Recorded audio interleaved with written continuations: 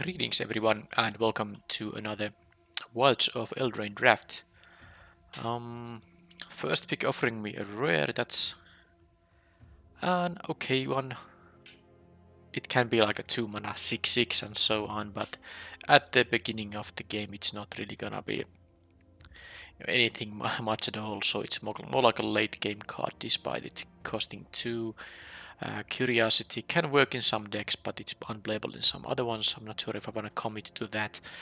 Godwig's first duel, I think the same applies there. The Giant isn't just very good.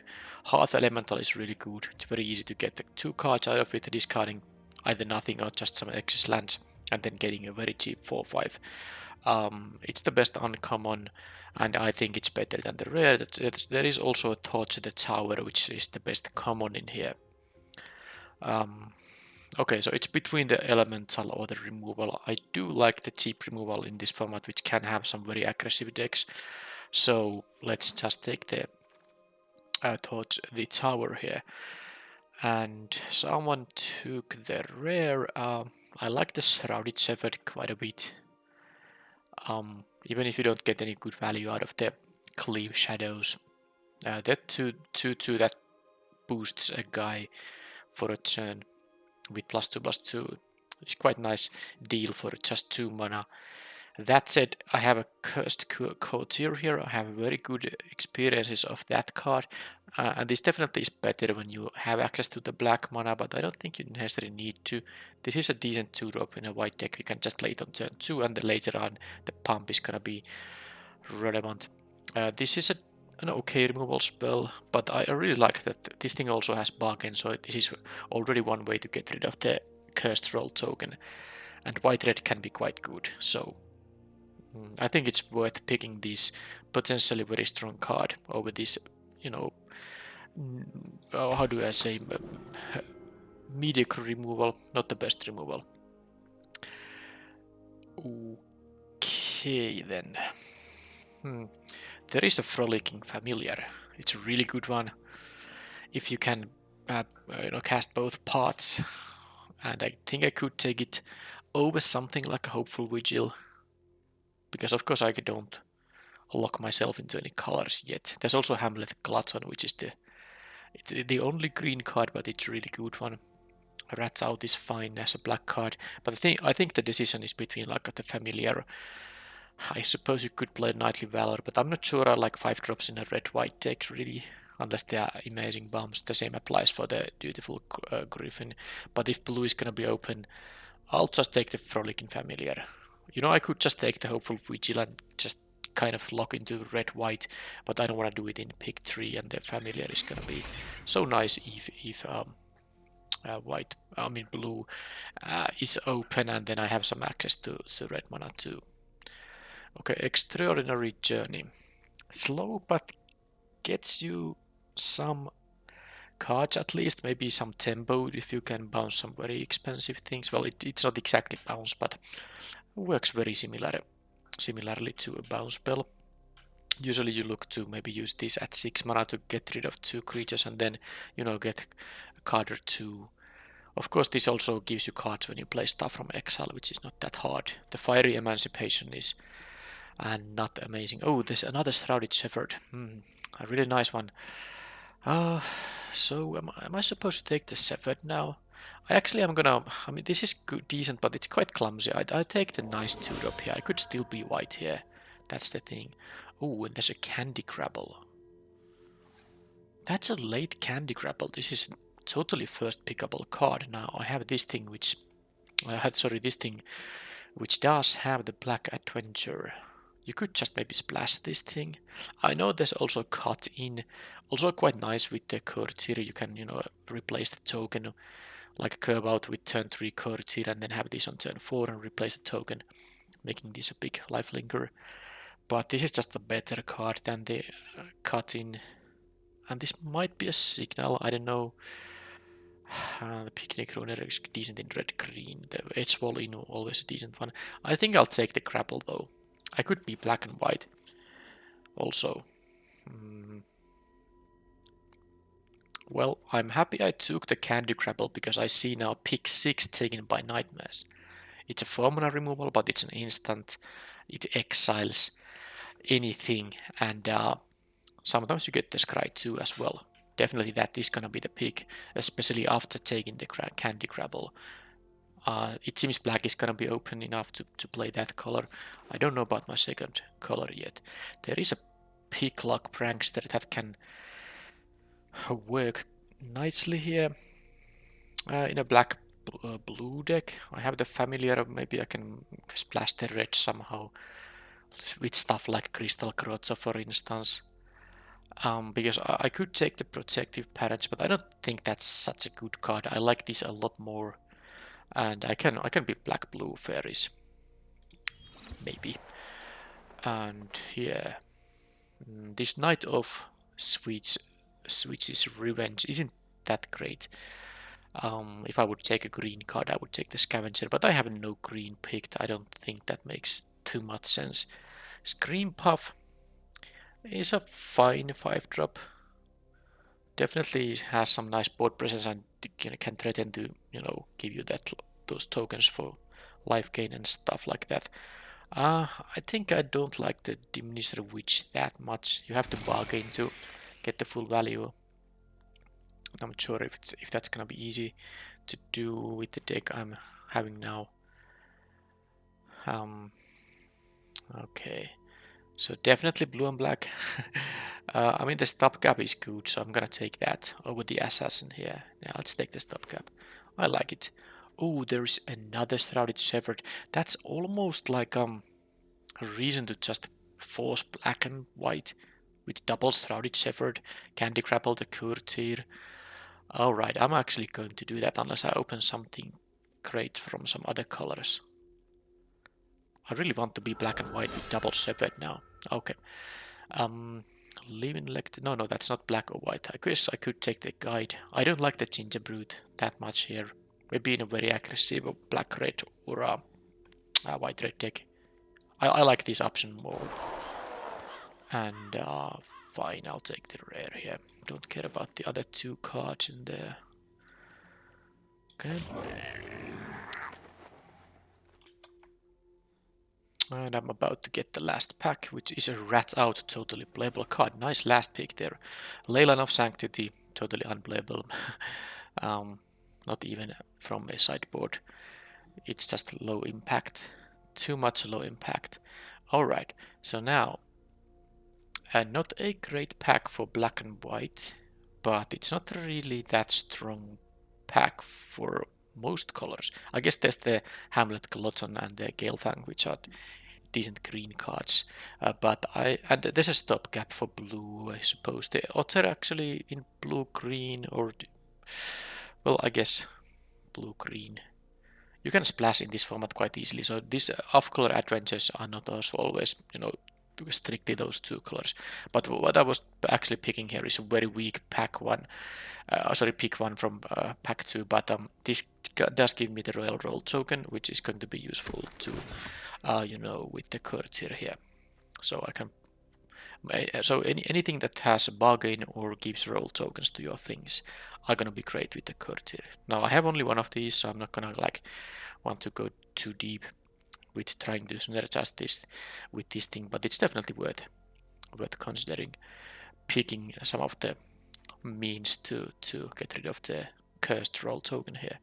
Alright, the Raging Battle Mouse is totally fine, but I think I'm kinda going black and white here. It's also a color combination I don't recall drafting maybe like once in this format. I don't think it was necessarily a draft I recorded, not sure. Anyway, there is a fairy fencing. I don't think I have any fairies. Well, I have one, but I think it's it's not black or white. Okay, so how to do this? The Celebrant can be used with the courtier. You can target the cursed roll token. We can use the bargain in this with this card too. I don't like this when I don't have fairies, so I think I'll just take the light blades. Another way to bargain. Okay, hatching plans. Something great for black and red. But well, I guess if I took the mouse previous pack, I might just do this. But I mean, having 2 of these Sephiroths, I really want to play this now as a main color, this white, I mean. There's also, yeah, well, the Hatching Blast is of course great way to draw 3 cards if you can draft a little bit synergy around it, but okay, I'm gonna take the Evolving Wilds. There's the option to splash for a red here, assuming I go black and white here. If I get something else from red I want to splash, maybe. Okay, let's take that now. The black ley line is not no more. It's not better than the white one. I mean, it's equally unplayable. But there is now a very good card for my colors. The back for seconds. It's also another bargain card to synergize with the Courtier here. I'll take it. I think it's the best card in the pack, so it's very easy pick. It's also on my colors. And I think I'm going to just cut the blue now. I'm not going to do that anymore. I might keep the Torch the Tower here. I have a couple of ways to splash it. This is now 5 black and 5 white cards. There's a very decent black and black and blue card in there, but I'm not sure I really want to take. I guess I'm still taking it in case I move to black blue, which is not impossible. But I really hope that I have enough black and white, because even the mana curve here is totally fine. So I really want to go through with this black and white deck. Okay, High Fair Negotiator. There's an Evolving Wilds number 2, but I'm not even sure if I'm going to actually go with the splash, and this is a very good card, and I should have some ways to, sacrifice things for the bargain. And this is very nice when you can easily bargain it, so I'm gonna take it. It will be my second 5-drop, but I don't think it matters because this is better. If I want to play just one 5-drop, I will just cut the Scream Puff. Okay, break the spell. Prophetic Prism. Yeah, I'm just gonna take the Monstrosity. I do need to have more 2-drops. Yeah, this has some utility, but this is just actually a pretty decent 2-drop. Gives you either a way to gain some life at some point, or just a straight up get an easy bargain thing. Okay, Woodland Acolyte. It's gonna basically be a 3-mana 2 to draw a card as an ETB, which I'm fine with. I can have more 3-drops definitely, so let's take it. Baronodi, I like it more when in decks that have easier time giving it lifelink. It's still playable, but I think here I do like the Acolyte more. I'm not going to play any of these, so I'll just take the rare because it's worth most, 20 gems. Okay, I guess the only on-color card is the Wicked Visitor, which is acceptable 2-drop. Definitely not exciting. Okay, well, suppose there's like a chance I play this Tabby. More likely to be a sideboard card. I don't think I have enough enchantments going to graveyard to make this like a rat engine or anything. Yeah, whatever. I think I'm gonna move the Torch the Tower to sideboard for now. I'm not going to splash just that. But pack 3 of course can give me still something that makes the red splash worth doing. Alright. Do I have a playset of these? No. So there's a mythic rare I could take for collection. Anything else in here? Hopeless Nightmare, Moment of Valor, Break the Spell. I mean, it's a card you can play, but it's 8 mana, and it is most likely something like you would play in, I guess, green and white with some green ramp. But this is also something you can play as a sideboard card. Of course, the effect is crazy. If you get to resolve this thing with having some number of creatures on the battlefield, you'll just win almost immediately. I do think it's a nicer pick than the Griffin. I have a couple of 5-drops already, so I'm gonna take these as a sideboard card and as a way to complete the set because it is a mythic rare. Okay, another good gold card for a black and blue, but it's not going to be the kind of card I'm interested in at this point anymore. But I guess I could have gotten a decent-ish black and blue deck as well. So am I gonna take the Hopeful Vigil here? Or the Vermin here? The Vermin can be nice, but I just like that 2-drop here. Let's have it. Also gives me a bargain thing if I want to bargain. I have some, cards that want me to be able to bargain, especially the High Fair Negotiator. Now, I have some options here. There's the Kellan's Light Blades, there's the Minstrosity, the Besotted Knight number 2, not dead after all. How many creatures? 11. So I'm leaning towards picking a creature. Do I want to have another of these Besotted Knights in here? Minstrosity. I think I have enough twos for now, so I'm just taking the Besotted Knight. It's not amazing, but I have one of these things. I have some number of removal. I just want to have creatures. Yeah, cutting is not the kind of red card I'm necessarily interested in splashing. Okay, am I gonna play the Frost Bridge Guard or take a Break the Spell, which has some utility? Not too much. I mean, the best utility is to get rid of the Courtier's roll token and draw a card. Maybe do it mid-combat to surprise the opponent somehow, but it's really low chance of happening because I have only one of these Courtiers. I think I'll take the guard here. And I wouldn't mind having some expensive cards, and I got exactly that. So now, because I have some of these low power, well, just the small creatures, I can now attack them into some bigger ones and use this to finish them off. I know I could actually just take this as well and splash the green, but if I had something else worth splashing from green, I might consider it, but I think the flying thing is better now. Okay, the Pie Wielder is fine, the Sage is fine, but I don't think I need the 2-drops. I know this can be a 4-drop too, it's kind of a split card. 2 mana 2/2, 4 mana 3/3, but it's not, neither of those is exciting. So I'm gonna take this, which can be really exciting actually.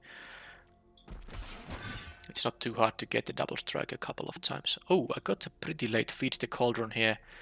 Another removal spell. There's also these some golden cards, which are really good, both of them, but not in my colors.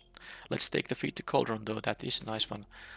And how about this Interference? I could maybe see playing this as a sideboard card. And this Whisper maybe too. This is like playable but not exciting. This does give me a Wicked Roll token as well. Okay, I'm gonna play this probably as a sideboard card. I know I don't have maybe enough playables yet. Hopefully I will get there. Let's take the Break the Spell now. And wow, this is going so late here. Do I have a playset of all these? I don't have these. I'm not gonna play this, but I mean, not gonna play any of those cards either. Sure, I think I have to put some medium playable into my deck now, because I have one Evolving Wild, so this is basically 22 spells. I have some stuff in the sideboard I can play, but yeah, Black and White wasn't that open in pack 3. In pack 1 I got some late black cards, but pack 3 was a little bit of a disappointment. Or am I gonna main deck the 8-drop? I don't know. I doubt it. I doubt it. Final card is not playable for me. Right. There's nothing interesting behind my face here. It's just a Fiery Emancipation and the Brave the Wilds now, neither of which I'm gonna even consider splashing here. So here we have 22 cards, and let's see the mana curve. I mean the creature curve. Yeah, I don't really need the guide here actually, but I might have to play it as a random playable.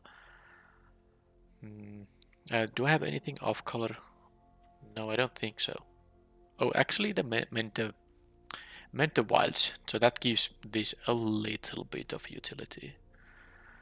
I guess that is 6 2-drop, so I don't know, it's 7 actually with the Hopeful Vigil, and then some, cheap interaction and the 1-drop, so I could cut the guide for sure. The problem is I'm not sure what I'm gonna put. I mean, I already need to play, even if I play 17 lands, which I might here, I do need to put some card in here. 15 creatures, so it doesn't have to be a creature. I think it could be the Arieta's Whisper here. They discard 2, I get a Wicked Roll token. I'm gonna play both 5-drops now. Yeah, that's a bunch of oh, the Wicked Roll token actually is another thing that combines with the Courtier. Yeah, well, I suppose it's fine. And sometimes the opponent really hates to discard 2 cards. The problem is sometimes they don't really mind. I have to pay for mana and use a card myself. But I guess I can have some use for the Wicked Roll token.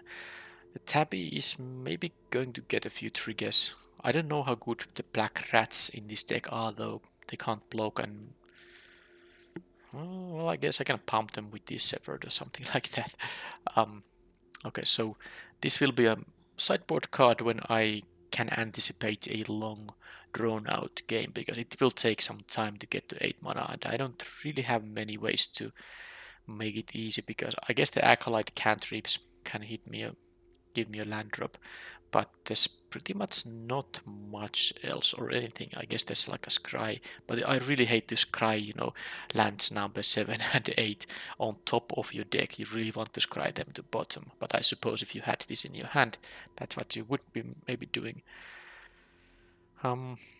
Yeah, I have some nice cards, especially the pack one giving me 2 of these was really nice, but the white otherwise is very weak in here. There's not that great stuff going on for white, but I'll have to just play this deck. The only options to make some adjustments would be to play like the Torch the Tower. I guess I could also splash like a Witch's Mark. And maybe I could play the Break the Spell, but I'm not gonna do that. I'll just have my deck like this, and I guess it's gonna be 8/8 basic lands. I have a couple of black double casters, but they also are, you know, 4 and 5 drops, not like 3 drops, so it's more likely to hit the correct colors for them. So let's just suggest, I'm sure it's gonna be 8/8 here. Alright, so a little bit maybe a weak deck, but it still has the regular stuff going on. You know, it has a decent mana curve, decent amount of removal, some synergy, and some powerful cards. So this can, you know, function well, but of course will be a bit underpowered against some, you know, better quality decks. But yeah, this is the main deck.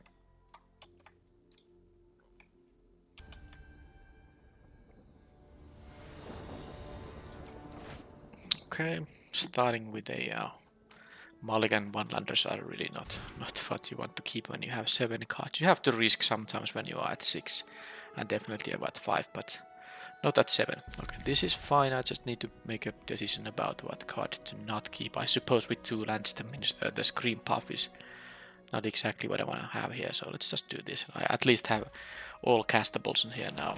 This is a sorcery adventure that gives a royal roll token, which gives +1/+1, and you know, the ward 1. Now I actually could see... No, I'm gonna just play the Minstrosity first. Next turn I can play the Wicked Visitor and give it the Royal Roll token. The thing is that if they play a 2-drop, it's likely to be 2 power anyway, so the Royal Roll token might not be that great. Then again, I do have the Candy Grabble here. Let's go with this plan now. They played the thing that gives them an additional land. So now they didn't have a 2-drop, but they might even play a 4-drop, so this being a 4/2 can be nice. If they want to target this with something, they have to pay an extra mana. And this will cause them to lose a life once I lose the token. Not necessarily gonna matter too much right now. Okay, well this is actually quite nice. I'll just deal with that deal with the thing that can block, and they go down to 10. And I have the High Fair Negotiator, which hopefully at some point will be a castable spell. And I still have this thing in case I draw the second black sauce. It would be so sweet to exile this as now if I draw a swamp. Let's see if that's happening. Rat Out makes the attack with the Wicked Visitor also a reasonable enough play. So let us do that. It's really the only spell I can play here. They might still block the Monstrosity, which is fine.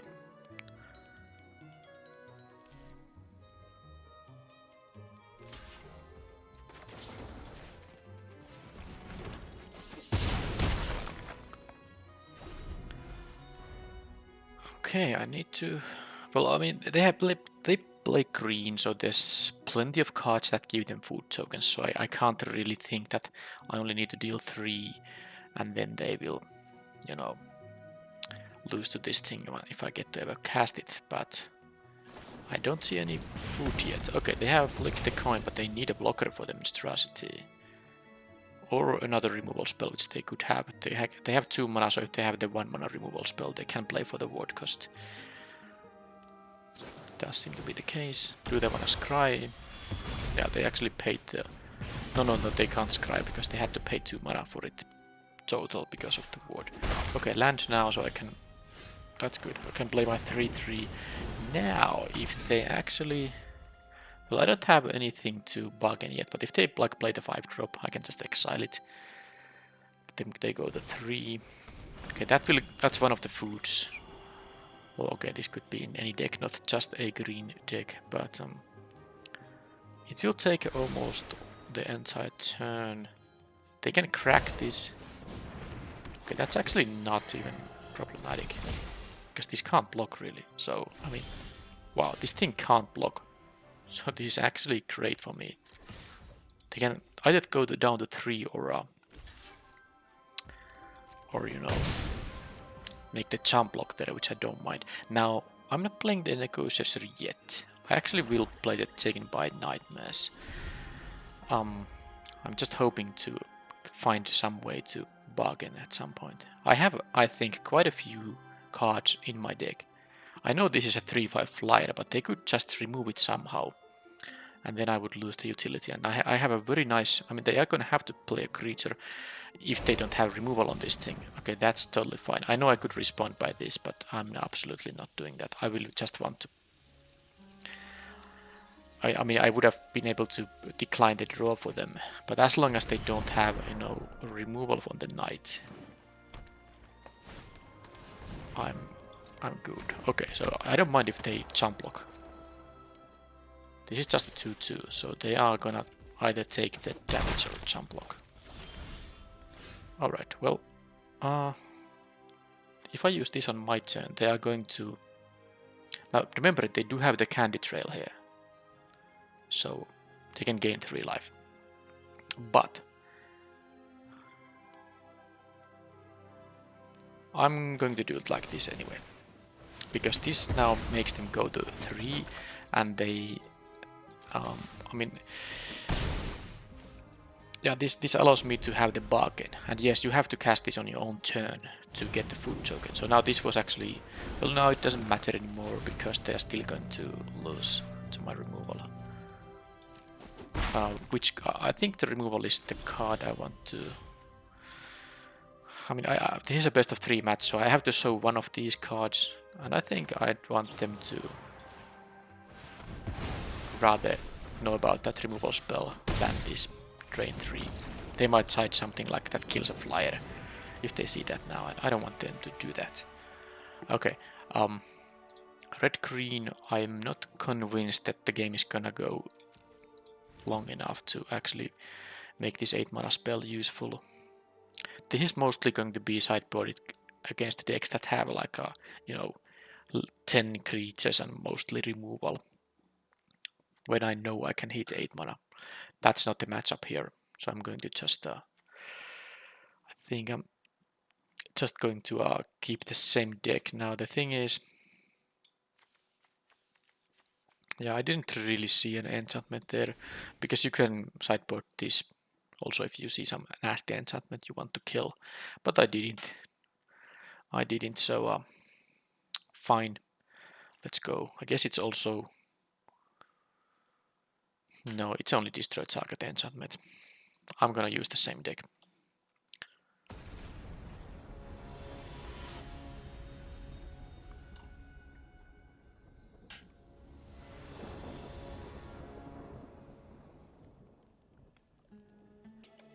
Okay, now I can keep these. I don't have a 2-mana creature, but if I need to play this on turn 2, I can. And then I have a decent 3-drop. Back for seconds for some card advantage.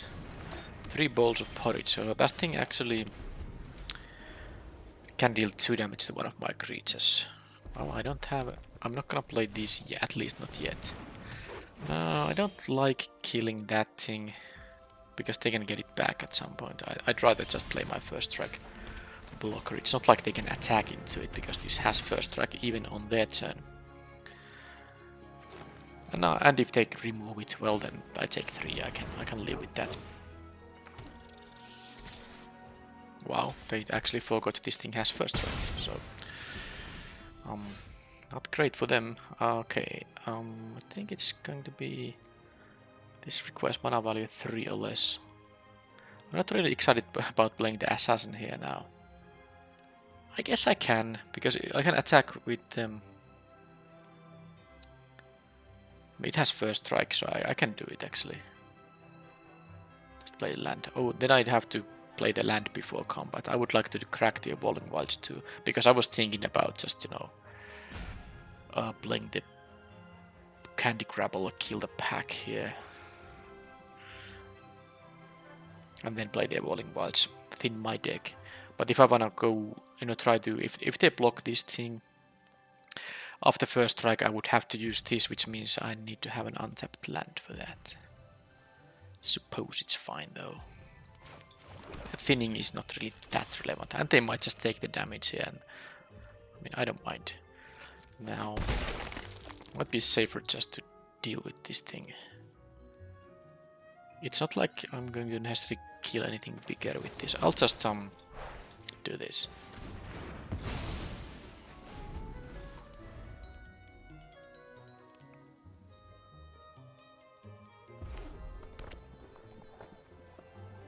I do have a back for second, so if they kill my thing, I wouldn't mind it too much.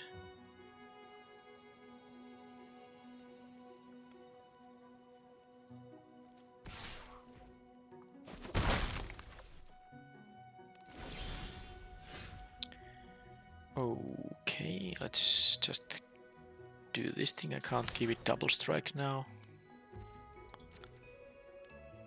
Now I can do this.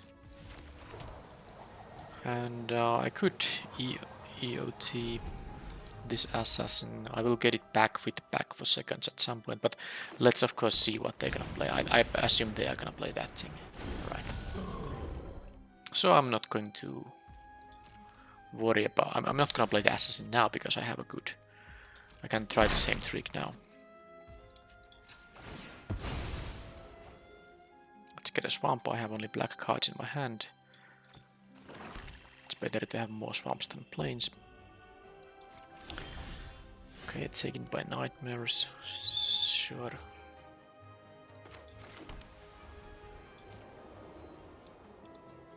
I mean, if they have that thing that says it gets, you know, hexproof until the end of turn, this will be bad. I mean, assuming they block. Okay, they don't block. Now I'm going to... they can start drawing some cards with this thing, but I'm going to not use the Taken by Nightmares right now. This can deal with anything big they might have from green. But I am going to maybe try to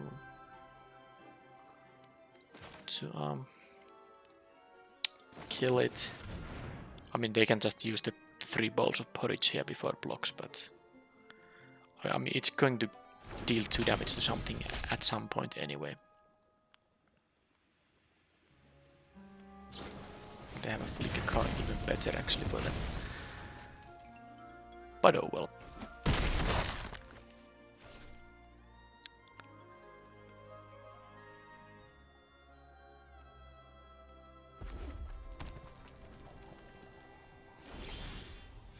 Okay, Kellan's Light Blades. I can use that to kill the giant.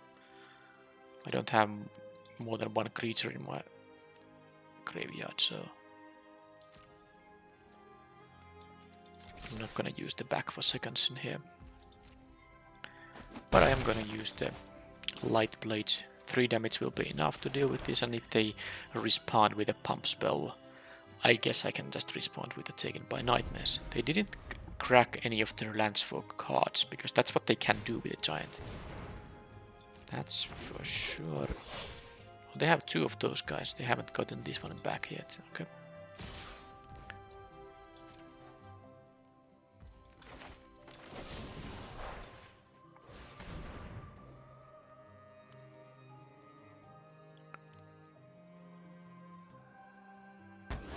Okay, that died. And they didn't use the ability that draws them cards. I can't imagine they need all these treasures and these lands. So I like my chances for now.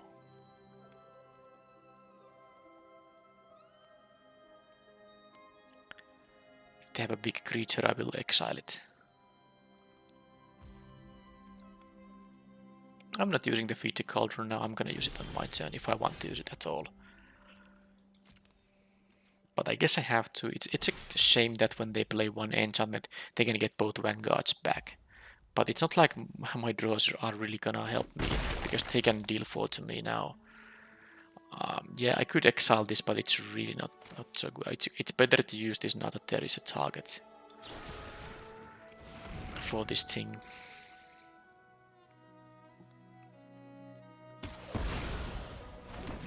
This hasn't gotten double strike at all because, well, I have drawn a lot of lands here, I suppose.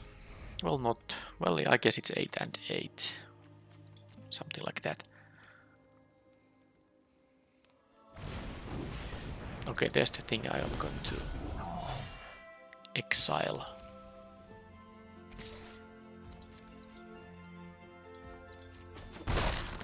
But then I'm starting to be out of gas.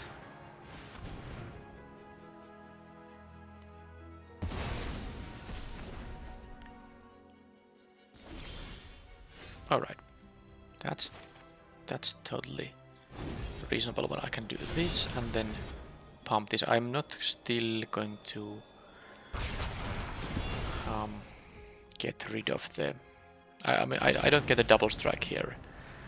I suppose there's like a way, but I mean, yeah, I could, but it's not lethal attack, and they can crack this. I think they're gonna use this to kill the Shepherd, which is totally fine because I can use the back for seconds. They can tap this also now, so it's fine. I'm not in a rush here, but yeah, they can do so that they deal 2 damage to the Shepherd, but then I can use the back for seconds, and then I get my 3/1 flyer back as well. It's a sorcery, so I can't use it as a trick of any kind. But they get to scry 2, that's gonna allow them to find something, and they scry 2 to top. Well, next 2 draws they have are gonna be relevant for sure. That is gonna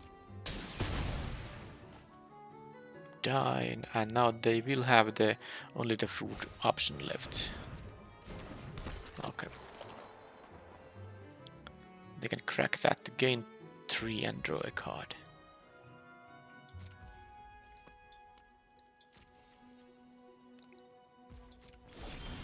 Still lands, ah.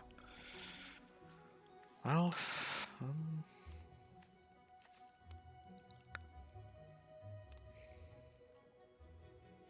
I guess the -1/-1 isn't doing much.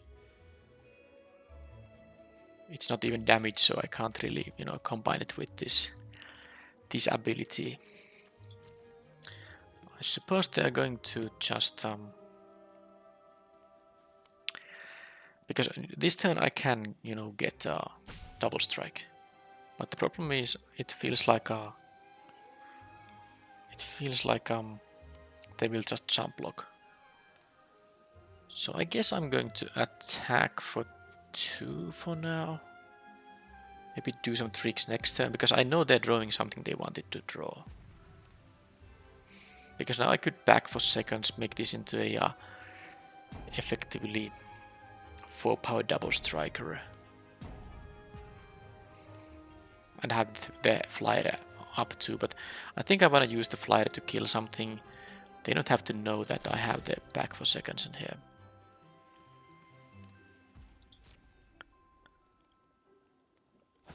So they have actually 6 life with their cards now. So they are not dead to any double strike shenanigans. So they draw the first card, they scry to top, and now they will draw the second card, they scry to top. Now the question is... get just another one of those, sure, I don't think I care about that at all, do I? No, I don't. Okay, so they're gonna... well, let's see what happens. Wicked Visitor is not going to give me double strike. I would have to pre-combat. I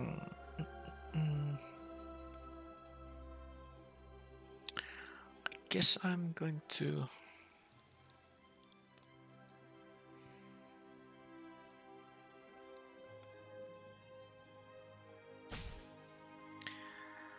I'm just gonna attack. Maybe they have like a trick of some kind. I know they are also winning this race now. They might just take the damage there. Yep, they are. So I might have to just play my back for seconds. I think I'm gonna do it on the next turn. I'm going to just block with this 2-2. There's no reason for me to not do that. Yeah, they can gain their life. So whichever the second card they had on top is, they didn't play it.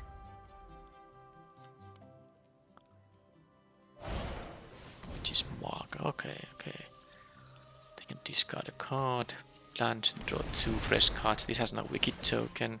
Now they get...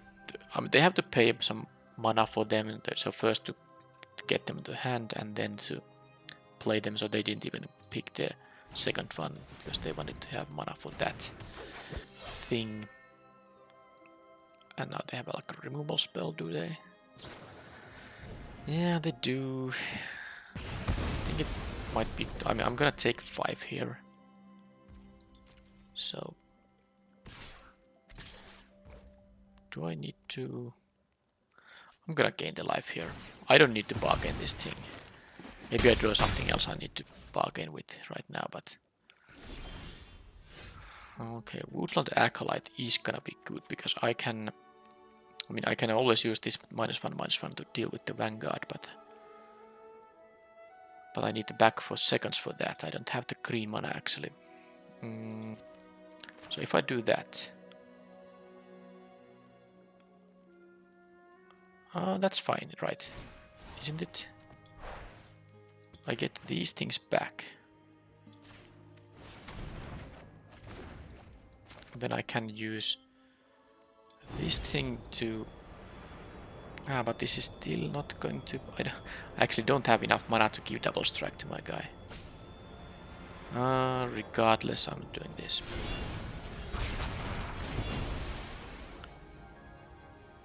I mean, if I draw land, I guess I will... okay, thing is... now they don't have a blocker. If I play this and draw land, this would be great, because then this would be double striking for, you know, total of 8 damage. Okay, let's see if that happens. The rat. Fine, whatever. That's gonna be a 3-3. I'm gonna try to block this guy. I suppose I'm gonna push for some damage here. It seems like that's gonna have to happen.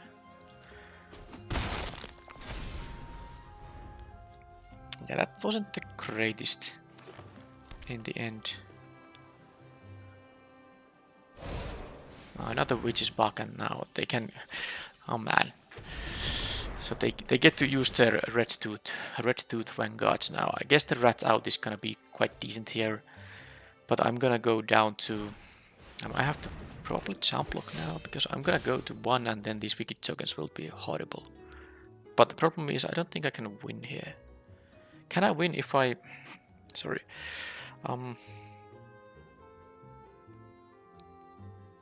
No, because I can kill this with rat out, right? And then I can trigger... I think I have a lethal if they have nothing for the treasure here. Yeah, because the rat... Yeah, because I can get... yeah, this will work, I think. This is gonna give me finally the celebration, so that it matters. This is actually exacties. Yeah, this is exacties. Wow. That was close.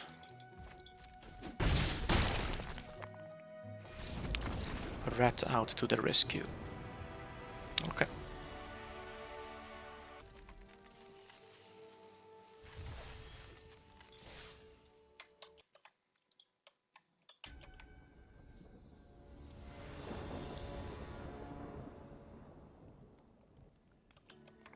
Okay, I'm gonna keep this hand. Let's see if the shepherds are gonna do some nice work here. Well, I suppose they at least, you know, give me the +2/+2. Maybe they have a... Okay, they play white, so that increases the likelihood that they might have something with 1 toughness. Doesn't apply for that thing though. Still play the monstrosity, of course, because this can attack as a 5/3 on the next turn. Unless they don't play anything and they leave this tapping ability up. Well, I mean, this is maybe annoying. Can they have a trick that makes this pretty bad for me, like an adventure? They could have the -4, -0, so I'm not gonna risk it now. Alright, well that is nice. So I can't... By the way, these land draws are not nice, but whatever. That's just a, you know, free kill on that thing. And I could have actually saved this for next turn for a double. You know, that thing, but I don't think it's necessary. Okay, I can deal with that. Well, what I can do here is I'll just play this thing and I attack for 5. Totally fine, and I'm not going to use the Shrouded Shepherd here yet. Now, if they do have an adventure spell, they get to copy it, but there's not much I can do about it. It's not like I can kill this with anything. This can't hit it. Curiosity on there. Well, that's annoying. But let's see if I can still push here for some damage. This tapping requiring 3 mana makes it so that it's unlikely they will use it. Woodland Acolyte. Well, I suppose I'm not quite sure how to do this.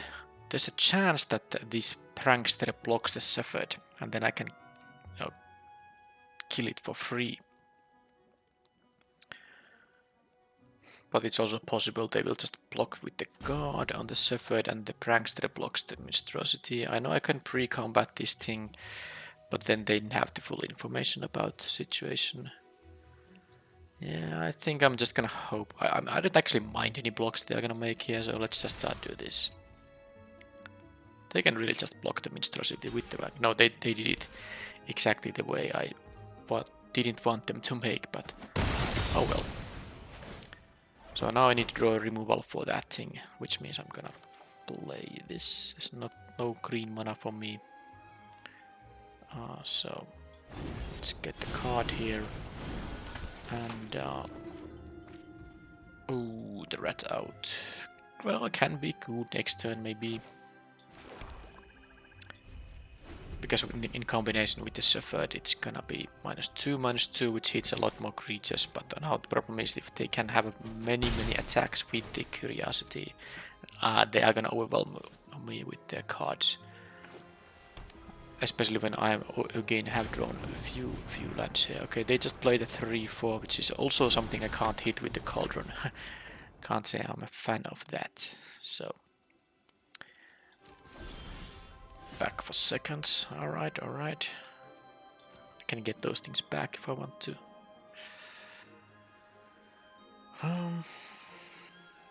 Well, there is nothing I can do about the Chancellor of Tales. So at total mana I have a 6. Do I want to crack that thing? I think it's worth it. I think it's worth it.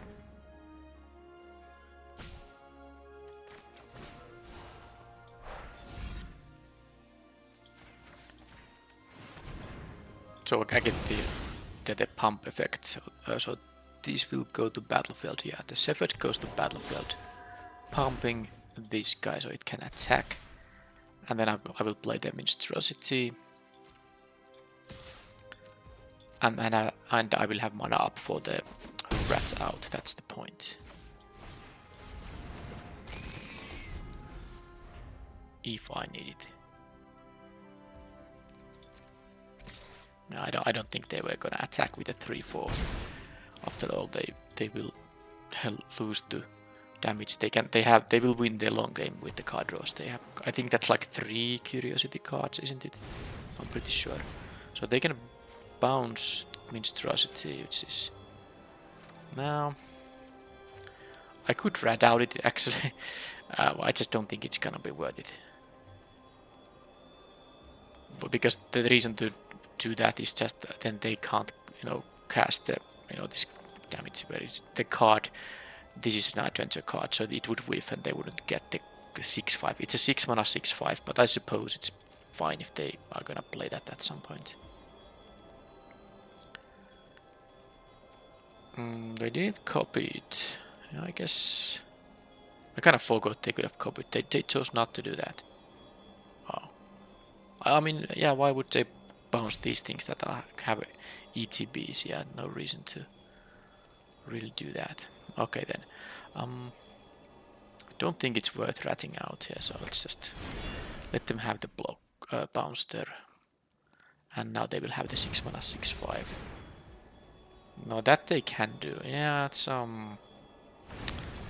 that's annoying. It's actually annoying that the feature Cauldron is doing so little here. But that's how it goes. Let's draw something great, shall we? Now that is fairly great. It's just that I probably will have to get rid of this 3-4 instead. Just to keep the pressure up here.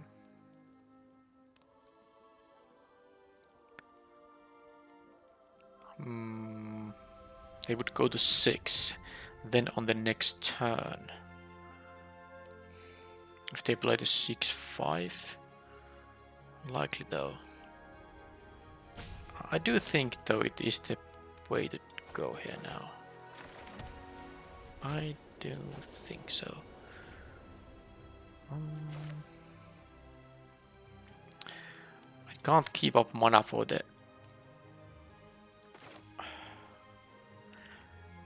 Yeah, actually... I do want to play the 3-1 though. Well, I'm gonna... Let's just get a deal with this guy. Hopefully they don't have a response to this. It seems they do. Well, the counterspell won't work. I have 3 mana and they have only 1 fairy, so if they have that, I would not get countered there. So I could play these to deal additional 2, but I'm still gonna leave it. They're gonna have something like a tap effect or something, plunge into winter. Okay, sure. So I'm now happy I didn't play this thing. Monstrosity here. I don't think it matters too much that I don't have the Rats Out up. But yeah, this Curiosity, I think this is the 4th card it's drawn, so that's why I'm not like I said, they win the long game with that because I couldn't deal with this thing. I have a bunch of removal that would have worked, but sadly that wasn't the case. Okay, and they can double spell, so if they didn't play the 6/5, they can play the 3/4 and then something else. Okay, can get the railroad token.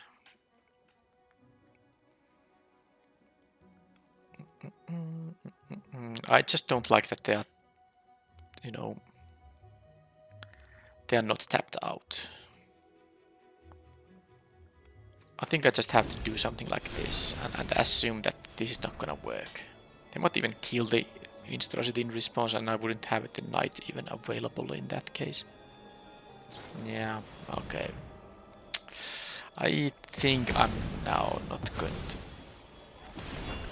be in a very good shape anymore. I can try some desperate things, but none of this is gonna work because they had the cursed tokens in here. I needed this to be at least a 2/2 to combine it with the rat out and the Shepherd to deal with this. Now I can make it like a, I mean, I guess the Cleave Shadows isn't even gonna do anything, so I'm just playing this thing, giving I guess, can I get anything back from the graveyard anymore? I don't think. Can I bounce my own things? I don't think it matters even. I'm gonna make that into a 3/3 attack here and I guess hope they block with the, yeah, like that, and that's something, but the problem is still that they have too much life and they can at least play the 6/5, so I mean my attacks aren't gonna deal 6 here. I need to top deck something great. I guess I can't top deck my fairy that I can use with bargain, and then you know they go to 3 if they don't have a counter spell, but yeah, this has been ridiculously useless. And they found the mountain. I guess they have drawn so many cards that it's fair that they found the mountain at this point. Yep. 4-mana creature doesn't get killed by this thing. The curiosity, I mean, if they didn't have that, if it was something else, I think this would be a very, very different game. But I still have some chances, so let's not give up yet. Now they have more removal for my guys. I guess as long as they can play 2 spells a turn, I won't be in a good shape unless I actually top deck something great. Okay, that's gonna be a 3/3 if they play pay to mana for it. I can kill it at least with the cauldron. Okay, they chose not to use that mana, so they have a stockpiling celebrant targeting something. I mean, there's nothing. I guess they can, yeah, get the curiosity back, which is fine. They get Scry too, but yeah, they left 2 mana up, which means that because they could have used it for the Assuming Sage, so they have something for 2 mana for sure. But if it is just a counter spell, I actually have enough mana to pay for it. Well, Scream Puff is no joke. Sadly.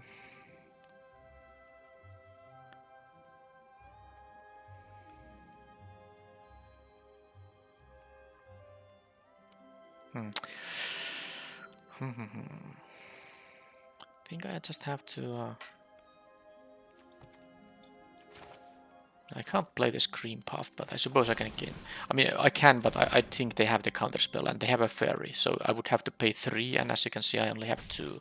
This I can play so that they can't counter it with the 2 mana counter spell at least, so let's go for this. And then I guess I'm just gonna attack with everything. I can crack at least one of the food tokens, because I do want to leave 1 sacrifice fodder for my... Okay, they have that counter spell. Okay, well, at least they had to sack that thing in there, so now that means I can attack with these guys.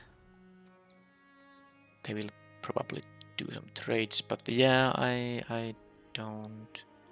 Was I supposed to attack with everything? They can't take it all. They would have to trade with... No, that actually doesn't work, because they could just block a 1/1 and a 1/1, and yep, and they go to 2, and then I die on the Well, no, I have the food token. So maybe I could have done that, because of course with the card rule, I mean these trades are very good for them. I needed to... Yeah, I mean, I guess I just needed to find one of my removals earlier to deal with the Chancellor of Tales. We can do that. Well, then I'm gonna play the Curiosity. Sure. Well, that leaves me an opportunity to do that. Fine. This Death Toucher will at least trade with the Gatekeeper, but it still is gonna be very nasty that the Chancellor is going to... I assume gonna be drawing some cards.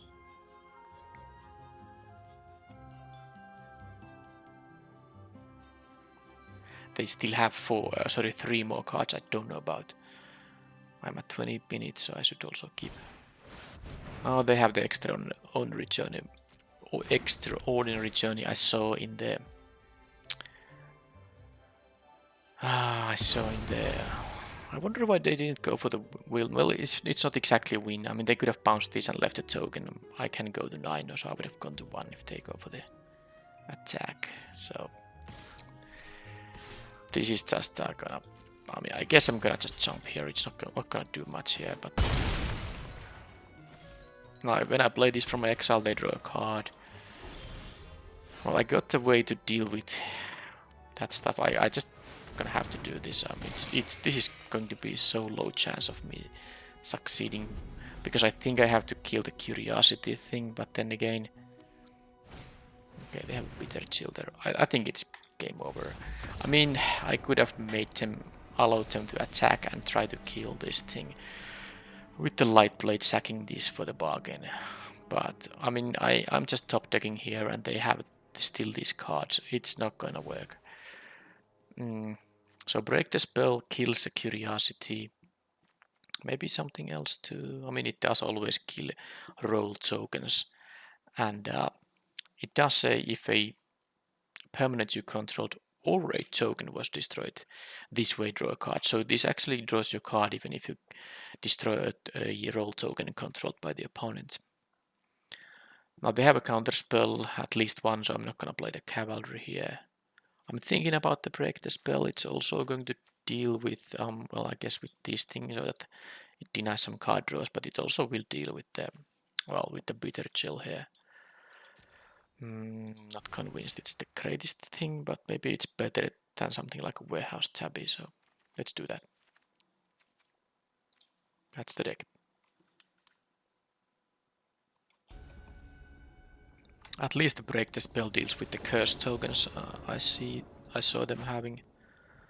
Okay, that's a fine hand. I even have the Acolyte if I really... I mean, I have the Acolyte with the Scarecrow guide, so if something dies and I want to redraw it... Well, let's start with the Monstrosity. Okay, they have this thing also to enable the splash, and then of course to attack with it if they find also a mountain. Okay, now I have the Negotiator. This would have been a very good one. Well, I guess they had a lot of interaction for it once they got the red mana, and they were never at 3. That's getting bounced, sure. Well, don't draw a land here, so let's just recast this thing. I think the matchup is actually bad. They have those 3/4s, and they have enough, stalling plays to make it so that I can't really pressure them too much now. Okay, well that's I can use the break the spell on that, but actually what I am going to do is just play the Acolyte here, I think.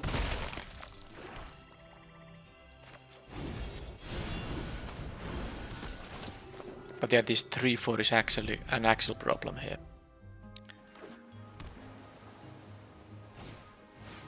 Okay, they have a okay, they're gonna draw a card now. Ooh, that's annoying.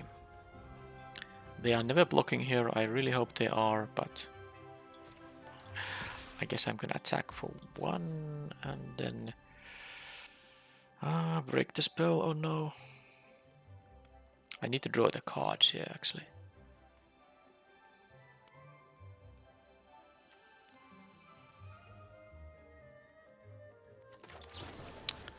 Okay, let's break it. And then I can play the visitor or the guide. Visitor.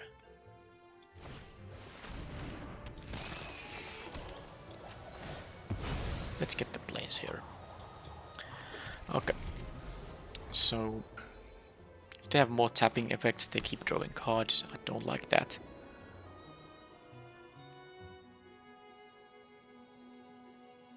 And the stuff in my hand isn't actually going to be very good against the 6-5, 3-4, 2-3.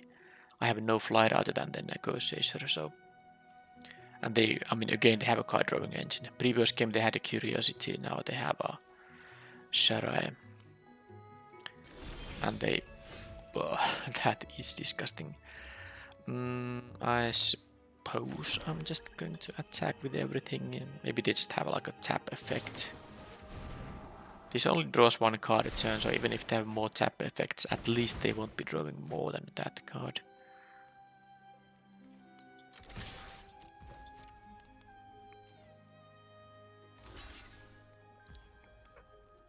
So I could use the light blades now, or I can post-combat Shrouded Shepherd.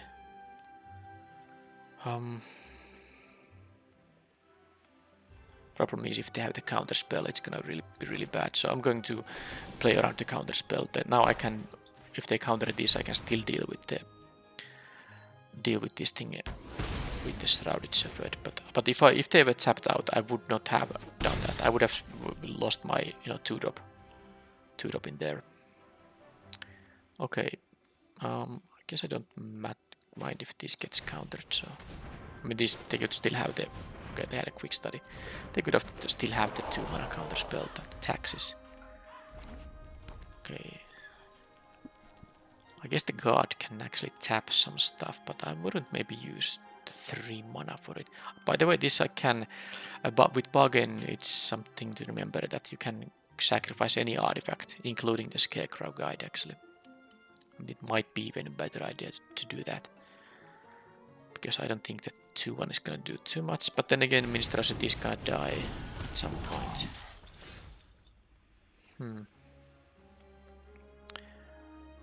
So I have some options here.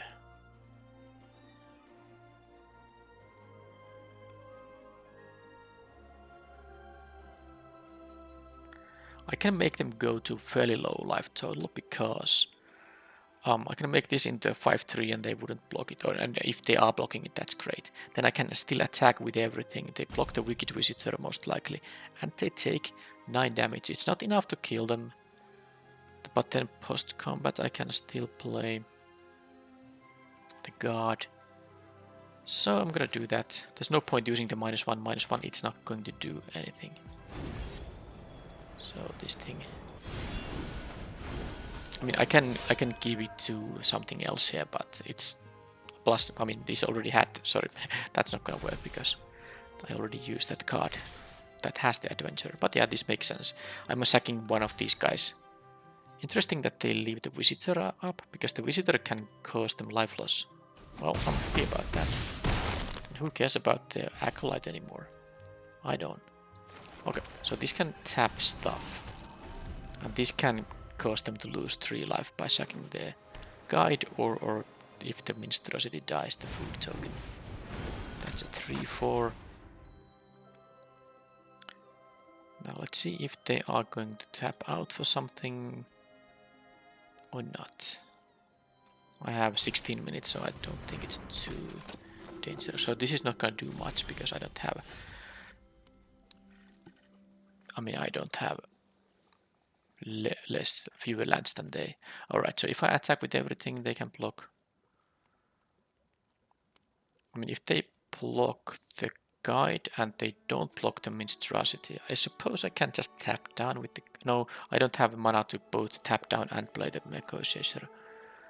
But problem is they might block in a way that doesn't allow me to bargain post-combat. So they will have to block the guide and they must not block the monstrosity. Oh, but if they don't block the monstrosity, they will lose. So because it's gonna deal. Yeah, okay. But this should be good enough for me now. Unless I made some stupid mistake. But yeah, this is gonna work now because I will get the food token. And also the guide will survive here. So I have now 2 ways to bargain. Okay. Good, good, good. Let's just not misclick here. Bargain as absolutely. Eat the food and that's it. Okay, but it's gonna go to game 3. And I don't actually like the matchup. Now their deck is somewhat clumsy perhaps. I saw a lot of expensive cards, but they also have the means to stall, and I don't really have that great ways to push through the big blockers. Something like a Stingblade Assassin will be quite nice. Now is this gonna be a matchup for the Moonshaker Cavalry? Try to make them use their, you know, their counter spell so that they don't get to counter this. Then I need to have a bunch of creatures on the battlefield. I mean, I think I like it. The cavalry here. Triple white, but it's 8 mana triple white. I don't think I'm gonna change my land setup because of that. Because at 8 mana it will be very unlikely to have just 2 plains and 6 swamps. So what is the least useful card in here? I like to break the spell actually.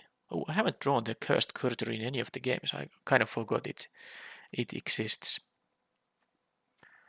Okay, well, I like all the cards in here. Except maybe for the Wicked Visitor. Alright, I'm going to cut that. Maybe the Rat Out is still fine.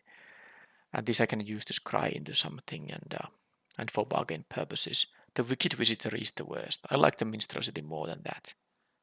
And I like the Scarecrow guide. It can help me with the double casters and the triple caster, I suppose. Okay, fine. That is the deck for the game 3.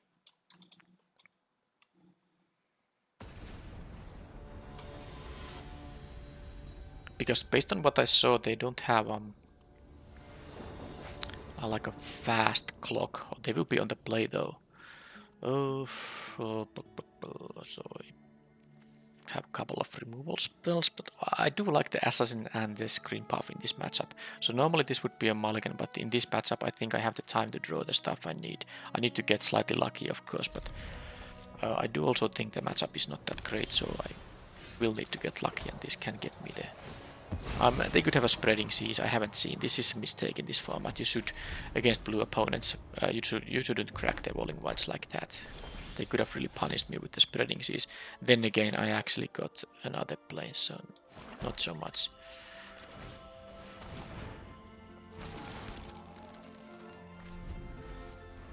Let's hope they have a target for the Feed the Cauldron.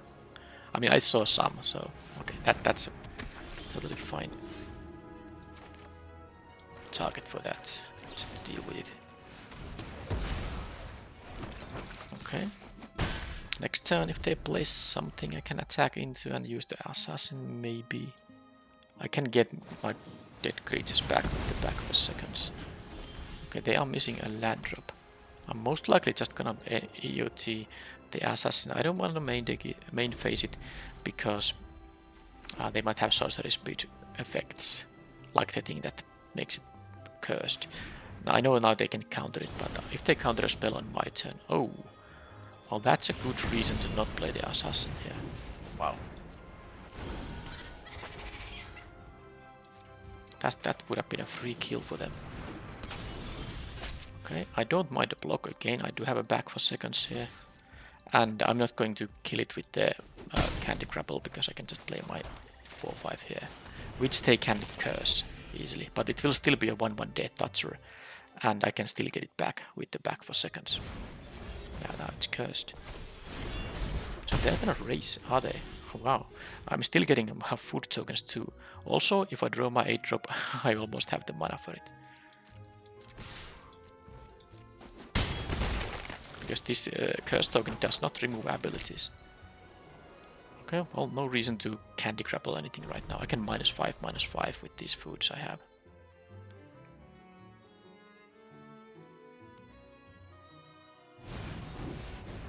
But I think I'm still going to kill the 2/2 if they're gonna leave it as a blocker, which they kinda have to, right?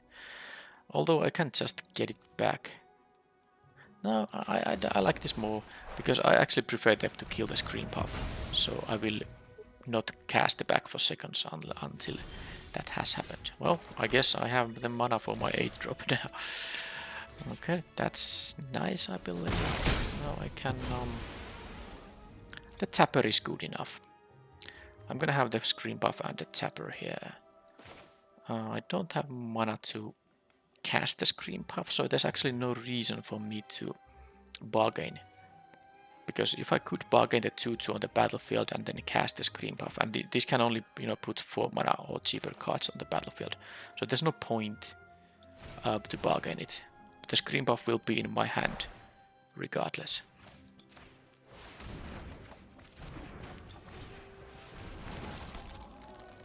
But they do have to deal with the assassin as well, and they are stuck at 4 now, and they are having only 8. They don't even have a double blue right now, so if they have the double counter spell, the one I saw, which is that requires double blue, they can't even counter the Screen Puff yet.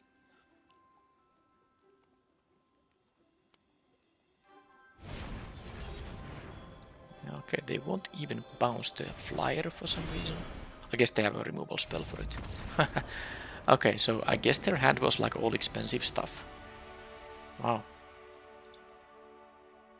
Because they had all the colors and 4 mana, which usually should be enough to play nicely most of your spells. Well, I'm happy I won that matchup.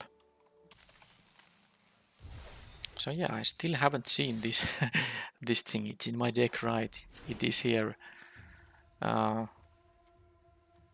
Yes, let's try to maybe see it now.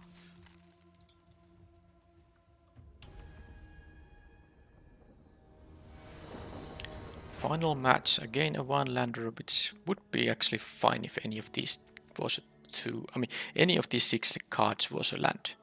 I mean, I guess a swamp I would keep, but not with this. Well, I see my Courtier. They also mulligan. I'm keeping this. Of course, this is a 6 card hand, so I'm not gonna risk going to 5, because this is actually totally fine hand if I get one of my 8 plays, the Evolving Wilds or the Scarecrow 2-drop that can filter some mana for me. So that's 10 outs. Okay, now I got a 2-drop. They kept 6 as well. Okay, there's the Scarecrow. Hopefully it doesn't get killed.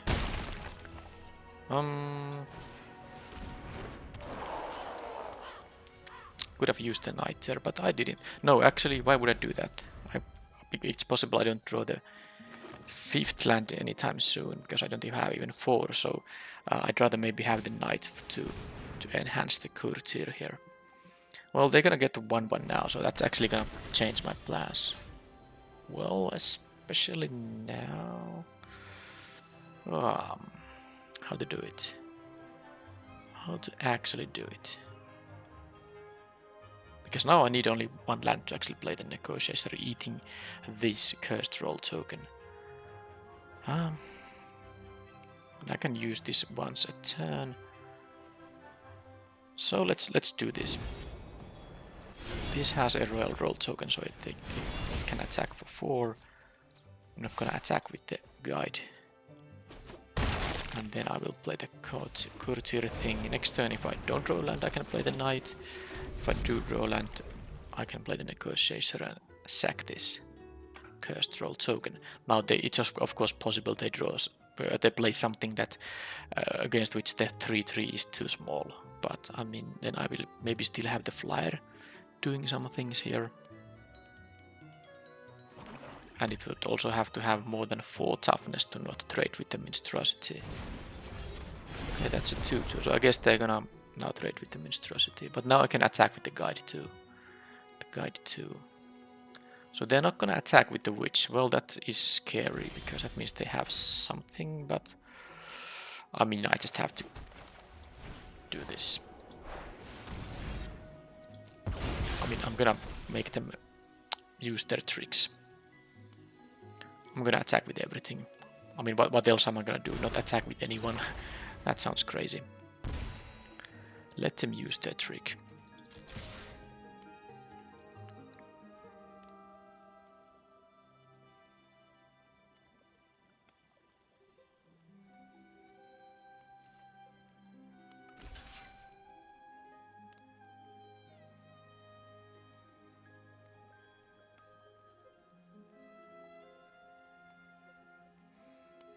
Well, what's it gonna be? Something to deal with the courtier. The hunter out there. Okay. Well, I don't mind. They are down to 7 right now. Now this ETB is with a food token, but of course they won't have mana to use it. They will be going to 4, but yeah, I mean, if they have a kill or a blocker for this thing, I won't be too good of a shape. Maybe I can find an effect to deal with the hunter, because of course then I would be in a very decent shape. Now that's definitely a good card in this situation. Basically forcing a trade with that guy. And they still need to deal with the negotiation. They might have like a bite spell. They also have this thing, by the way, so it becomes a 4/4. And attacks to create a food token, exiles something from my graveyard. Well, I have a spell that brings creatures back from my graveyard, so I don't like seeing this thing. Also, the white is some kind of a splash. They are black-green most likely, based on the cards I've seen, which is not too many, but enough to make that conclusion. Yeah, it's in this format, especially against green, but I suppose against black too. It's somewhat annoying that they can always find effects that create them food, and that means, of course, that you can't. I can't think that I have a 2-turn clock here, and I definitely don't have, because they are basically at 7 life if they can spare 2 mana. But they also don't have a. Okay. I don't have the green mana, because the only way to create green mana, I think, is the guide here. But yeah, no, they have to actually block with the hunter now.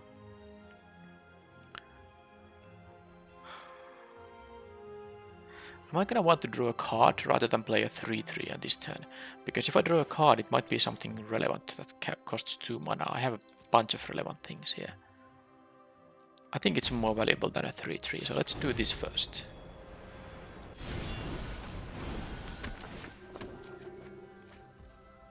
Well, that's not it, but... So I could attack with everything. And yeah, they could eat the courtier with this hunter. For sure. But then they would have to, jump block the puff. So it's basically trading the this thing with. I mean, is it gonna be worth it though? I'm not sure if it is going to be worth it though. I'm gonna attack with this guy for sure, but yeah, so they can jump the puff and eat the courtier. That's the same as trading the courtier with the acolyte. That doesn't make any sense, I don't think. So let's just do this and let them do the trade.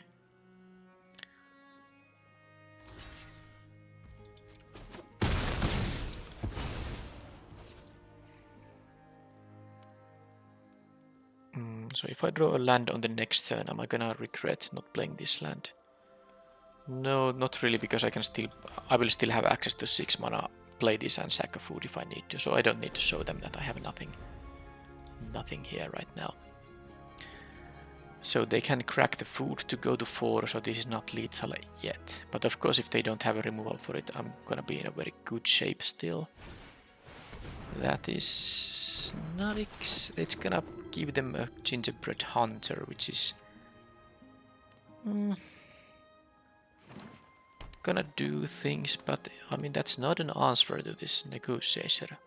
It would be funny if this actually does the job here. I will get some board presence myself, so they don't have that great attacks. This costs 4 to activate, so they don't currently have. That might be useful too. It's gonna give me some rat tokens, so makes it even harder for them to try to raise me. And of course this gets death touch as well. Anyway,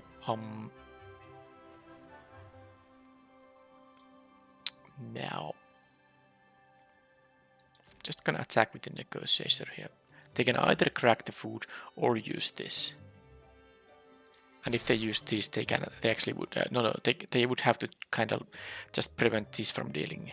No, it's actually not even gonna work. It's only a -2/-2. So they actually have to use the food here unless they have another means to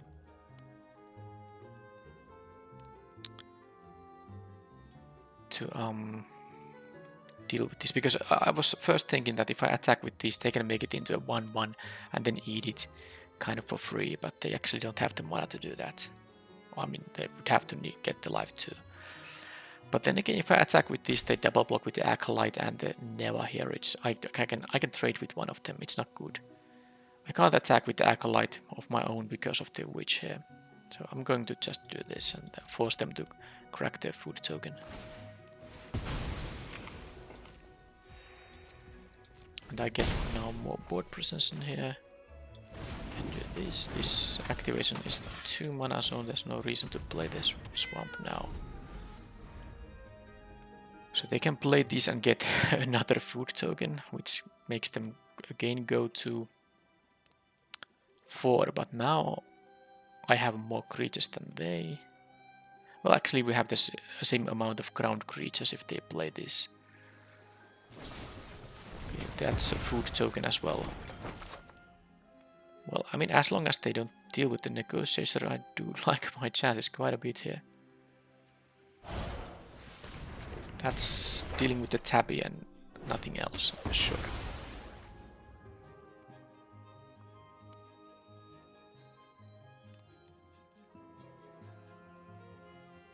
Well, I'm at 25. I think I'm gonna... Actually, when they can start attacking with this and getting food every turn, yeah, that will be bad.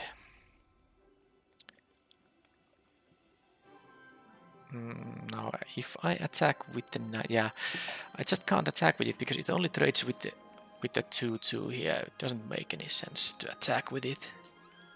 They're gonna get the food token from there too. Yeah, the food... I mean, I'm gonna deal so much damage here in the air, but it's just not going to be enough.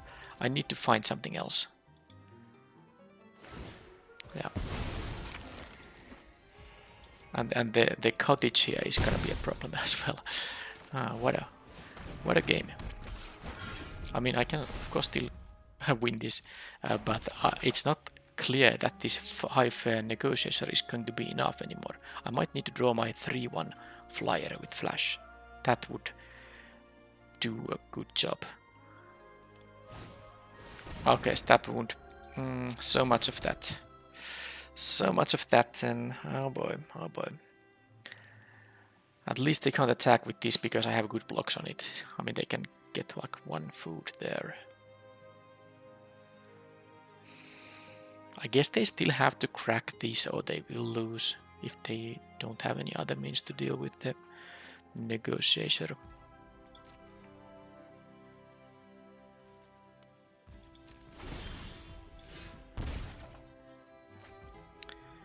Now that is going to do something here. Problem is they can actually activate this land now and block. That wouldn't be so bad because I got the light blades now. And of course they can't do that. They have to crack the food. So what they can now do, they can crack the food and then use this -2/-2 effect.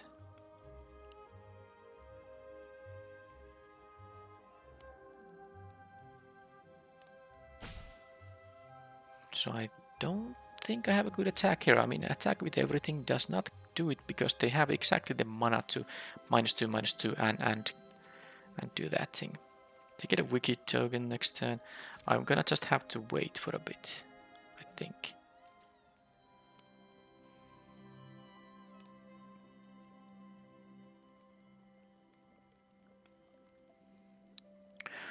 Although they don't have such a good block on this guy.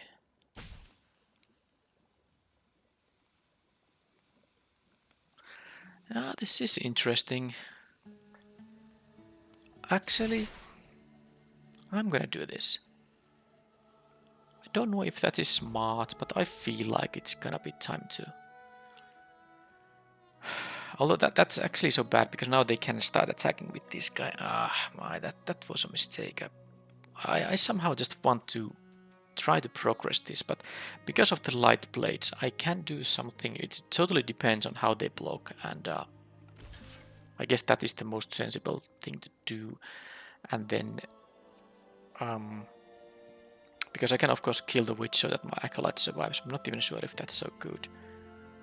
But they can't really double block here. I mean, that would be a... Yeah, the good thing here is that they can't double block, so they have to jump with one of their guys.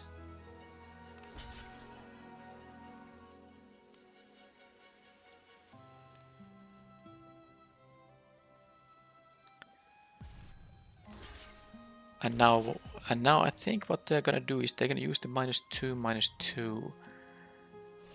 Well, I would definitely let the first strike happen, because that still leaves me an opportunities to do other stuff. So let's try to, because I think they might do the -2/-2 on my Pie Wielder. It's totally possible. And then I can use the light blades here to... Yeah. To probably save the Pie Wielder. Yeah, it makes more sense to save the Pie Wielder here. Because now this would be an 0-1, and then of course Neva kills it. And the witch, I don't mind if it kills the acolyte, so let's do this.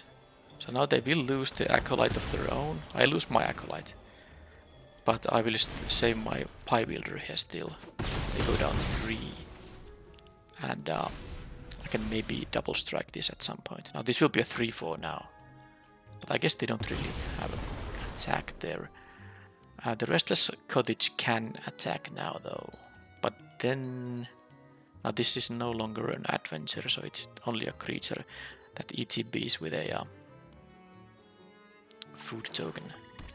Yeah, I think the Restless Cottage is very relevant in this matchup, and I don't even dare to think about how many food tokens they have cracked to stay alive here.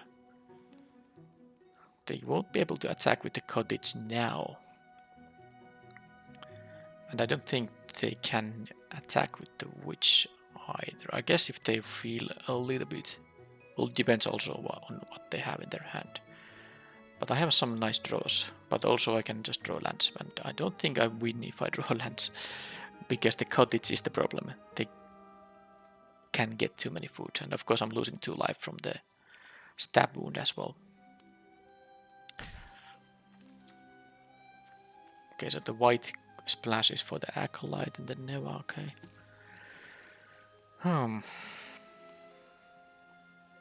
This can be a tough game to win. It really depends on my top decks now, from now on. And then it's so annoying that the entire game the opponent has been basically at 3 life with me having a 3 power flyer. Well, not the entire game of course, but there were many turns when this was a lethal attack, but they had the food token always up.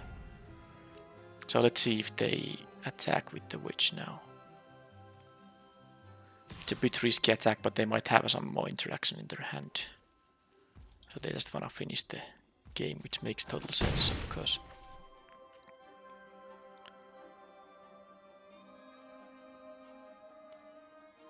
But yep, they are effectively at 6 now, so it's not that bad, even if they have nothing in their hand of relevance. If I can play with the wilds, which... Oh, they're gonna sack that too. Okay, they just lost basically the ability to gain 3 life, which I don't think is correct. But let's see if I draw a land, because if I do, I don't... Yeah, because I'm not gonna win with this game if they keep drawing those lands.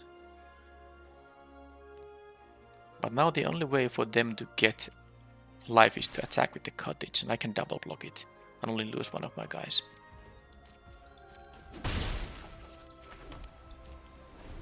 But this is not a lethal attacker on the next turn, especially if they do attack with the cottage, which is going to give them another. Okay, prism, more card draw. Yep.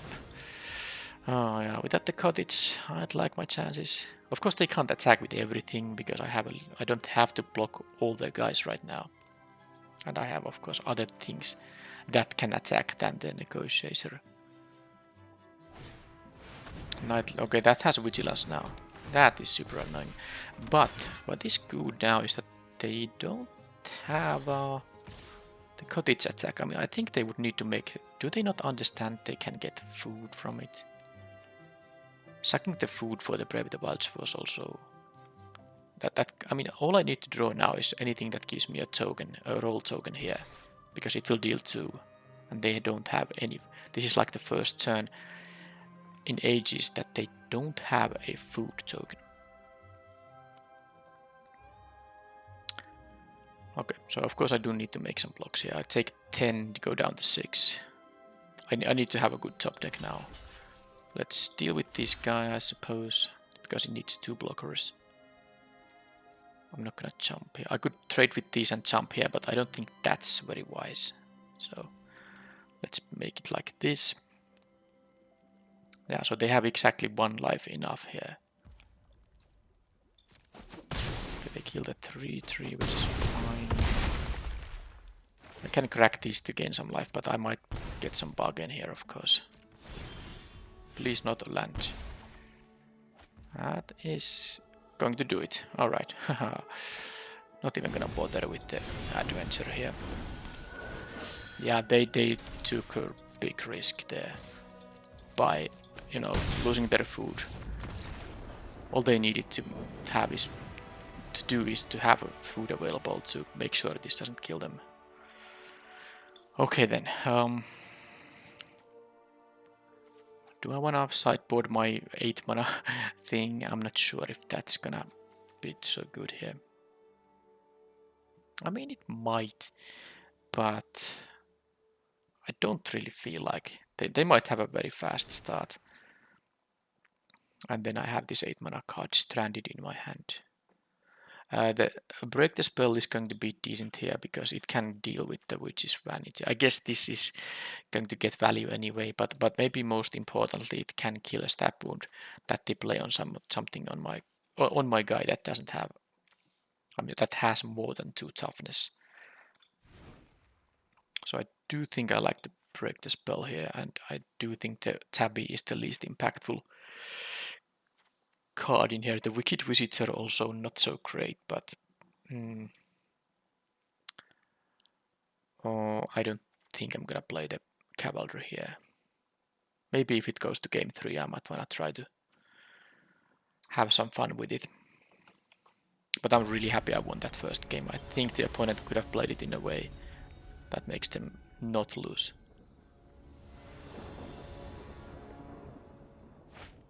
Okay, I can keep a 7 card hand. First time I see this thing, I believe. So, yeah, I of course need some lands, but if I don't need like I guess I want to have my 3rd land by turn 3. So with 3 draw steps to draw 1 land shouldn't be too hard. But of course the Courier can be. I mean, it's gonna be nice to be able to give it the Wicked Roll token to make it into a 4/4 lifelinker. But let's first see what I do draw here. By the way, if I sound a little bit, if my voice is a little bit of a down, it's quite late. I just wanted to do this draft now so I can keep somewhat steady pace of uploads. I guess I will need this for the double caster, but it's just better to trade with the Visitor instead of losing the monstrosity here. So I'm gonna gamble on drawing the 2nd black at some point, so that I can just trade away the guide here, because this will trade with 3 toughness creatures. Okay, that's a good 2-for-1. Let's see if I get my land. I do. So, yep.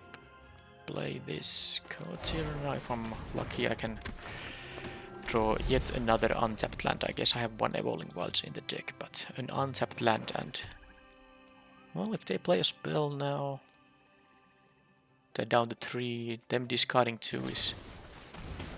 well, that's not fair. That's not fair at all, is it? Well, well, actually that's a good draw. Let's just get this, because now I can trade here, and I do want to play the Whisper when they have at least 2 cards in their hand. So I don't think I'm gonna trade here, mostly because, I mean, it doesn't prevent me from casting this thing, but I would like to have the Wicked Roll token, make this into a 3/3. No, definitely not gonna block now. Now, even if they have to discard, they of course, you know, still have these 2 spells in here waiting. But I mean, I would really like to get this, and I do.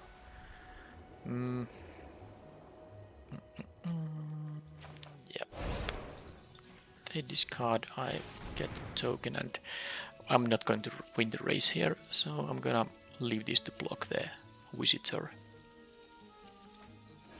Okay, they discarded their white cards, which are pretty good, so I'm happy that they got rid of them. Now I can use Taken by Nightmares to deal with the 5/5. I can use the Feed the Cauldron to deal with the Witch. Let's see if they have a trick here. Still lose 1 from the Wicked thing here. Okay, that's a little annoying, but I guess I'll just have to remove both of those guys. The Vigil is going to be something nice. I can actually bargain the Vigil away so that the Candy Grapple deals with the 5/5.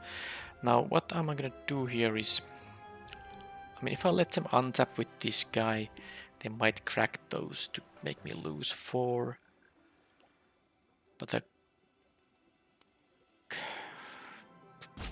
yeah, I mean, I'm gonna play my creatures. I wanna use the Candy Grapple. Maybe, well, we'll see, because now I can double block the Witch here. Hoping they don't have a trick, though it would be a little bit risky. Let's see what they do. Both of these are witches, by the way. Human Warlocks.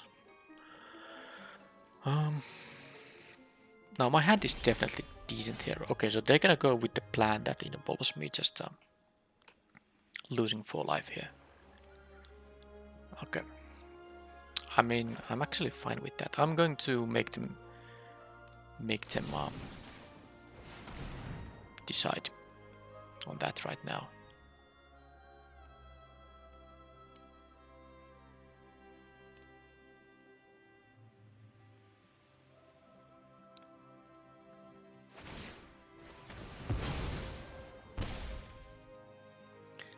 Now I can be... I'm definitely giving the Railroad token on this Vigilant thing here, but... Are they not gonna use the second food? Because I have a question to ask myself, do I want to... Okay, so they have something. They didn't want me to go to 6. I don't think they want to gain 3 here. That's something they want to use for bargain, I'm pretty sure. But regardless of that, I'm gonna try to give this the Railroad token. Maybe they have a response and kill it, and then I don't get the Knight. Okay, I get the Knight. Now this Vigilant guy is gonna attack. So now that they did not... I'm actually gonna raise now. Because I'm at 8, I can take this 2 here going down to 6. I have this food I can sack to go to 9. I like to... Yeah, I think they have a bargain spell they use this for. They're gonna use this for... Okay, they get the blue. Oh, so they have like 4 colors in the deck. I think I saw the island in the previous game. They fetched it with their land fetching thing.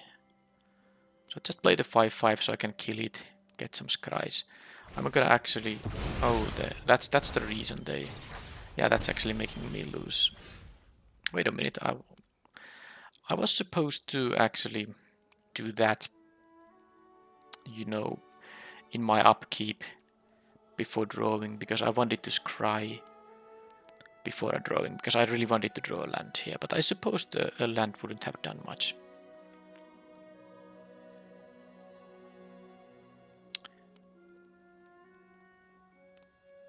Okay, well actually now I have to think about things. I'm not gonna die to this guy. Because I could just scry 2 here. But yeah, my idea was kind of to just, you know, do this and sack this before drawing, maybe get a land. But I'm not sure if the 3rd land would be that important now. I could just exile this guy right now.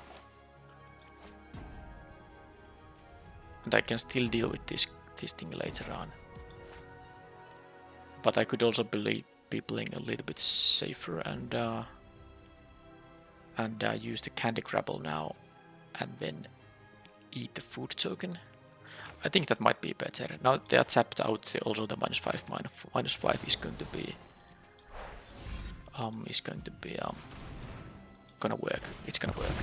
And I still have an enchantment here, by the way. I'm thinking about maybe not keeping the land here this time. After all, I didn't even keep it. But yeah, now my idea is just to eat the food here.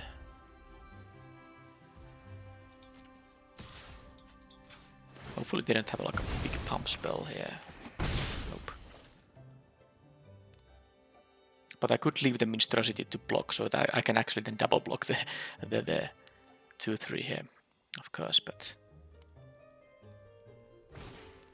Okay, they have a stab wound there. Well, that is surely annoying. Oh, that's surely annoying. I did not like to see that. That's a target opponent, yeah. Or it creatures your opponent controls. Freaking stab wound. I mean, actually this is a token, so I can sack it for the back for seconds. Even get 2 creatures back, especially the courtier, so it wasn't that bad. It wasn't that bad. But now, of course, I have to be very careful. At least I know they are top decking. So I will die to this thing if it... But I will make sure I have 3 blockers, so them drawing 1 removal spell isn't going to be enough. This guy can of course attack now. Okay, I'm really happy about the back for seconds. So just gonna do that now. And I'm gonna get the courtier obviously and the acolyte back. Sack this token. Bye bye stab wound. And the thing that goes back on the battlefield right now is going to be the Woodland Acolyte. Oh yeah, I won't have more than 2 blockers. I somehow thought I'm gonna...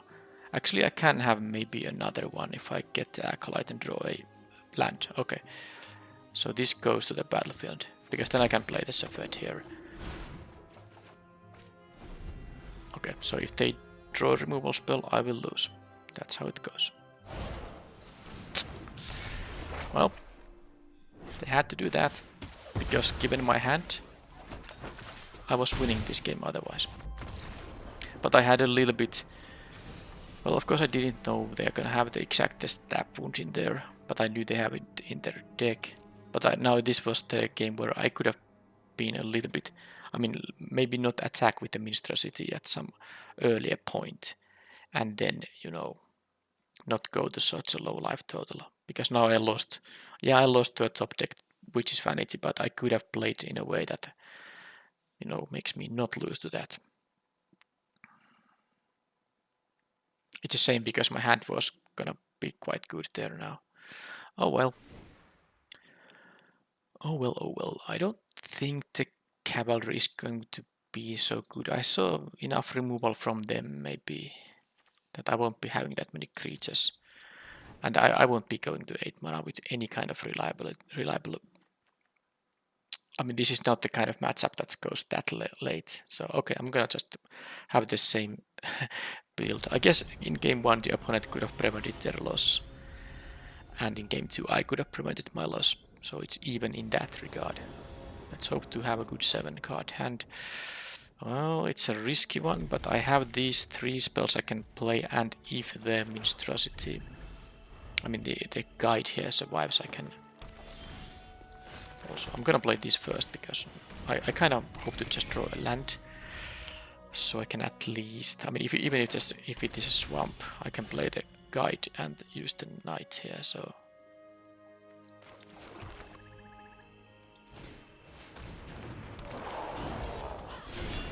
Let's hope they don't have a response. They did not, so this is fine. Now if this thing survives, I can play my white spells. Okay, return from the wilds, sure. They go to 12 now. Okay, I get my mana here, that's good. I'm almost tempted to trade here, but it's not gonna be worth it. I really don't think it's gonna be worth it. Because it's a 2-1 and a 1-1. I mean, keeping their board clear is, you know, kind of decent, and this is something they can use for bargaining, but I still do think it's better to leave this guy here. Maybe I wanna use like 2 white spells on the next turn, which this allows me to do. Unless I just draw another plains right away.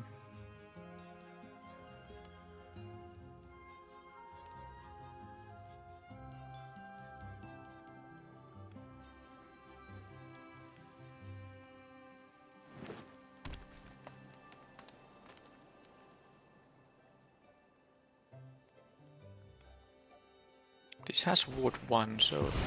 Okay, they actually crack that for that, which is not the worst, because I have the Candy Grapple, which I can use to deal with the negotiator here. I can, you know... Well, that's going to be decent too, but let's see what's the most efficient way to do things. I need to sack one of the royal tokens, which I will do. Can I... No, I can't sadly get a double strike this turn. So it doesn't really matter who's gonna get it. Because I'm gonna sack it. I'm gonna leave the Minstrosity as a 4-2, I believe. I believe I'm gonna do that, yep. So here we go with this thing.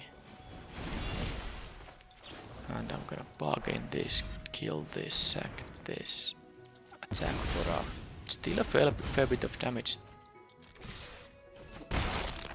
They are down to 7.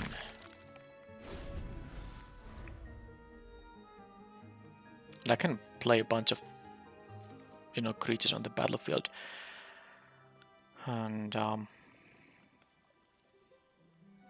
kind of try to swarm them over. They don't have any food tokens currently, at least.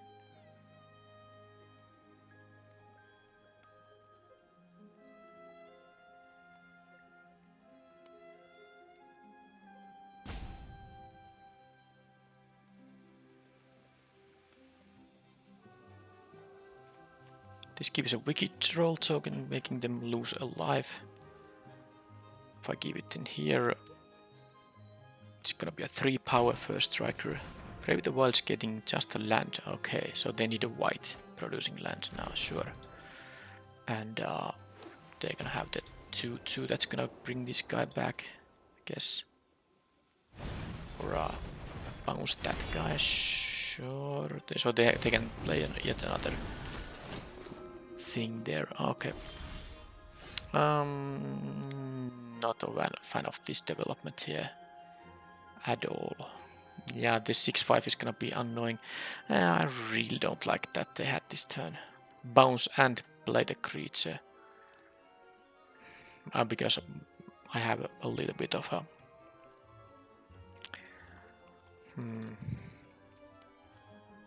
My mana situation isn't the greatest here. I am thinking about, though, if I should play the Pie Wielder after all. No, I can't give it... I can't celebrate and have it be a... Because, I mean, if they play the 6-5, I really don't have any good attacks.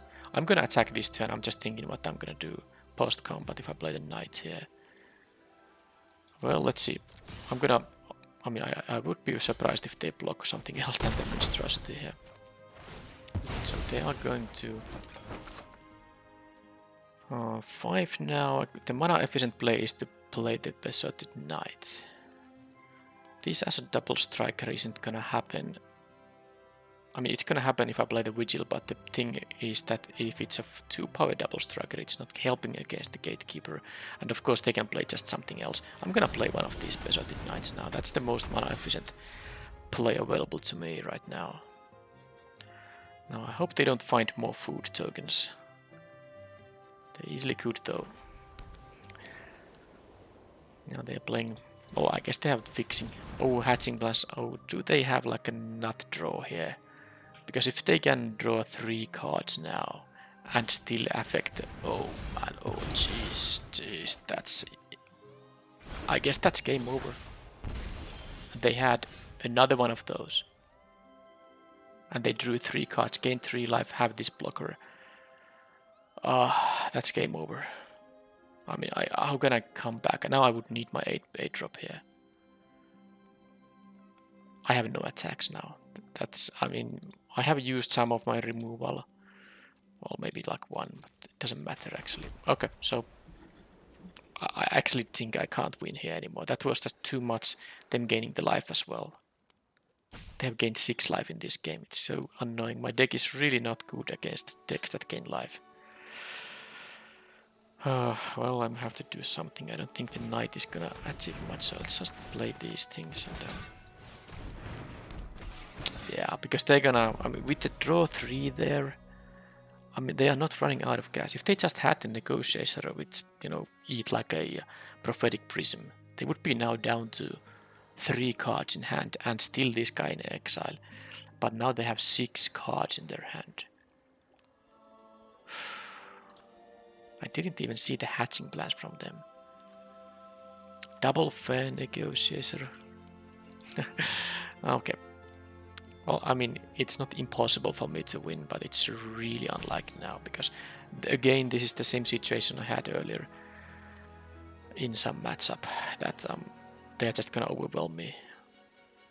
My draws will not be as good as theirs, and they gain the life. If they didn't have the life, that would be different.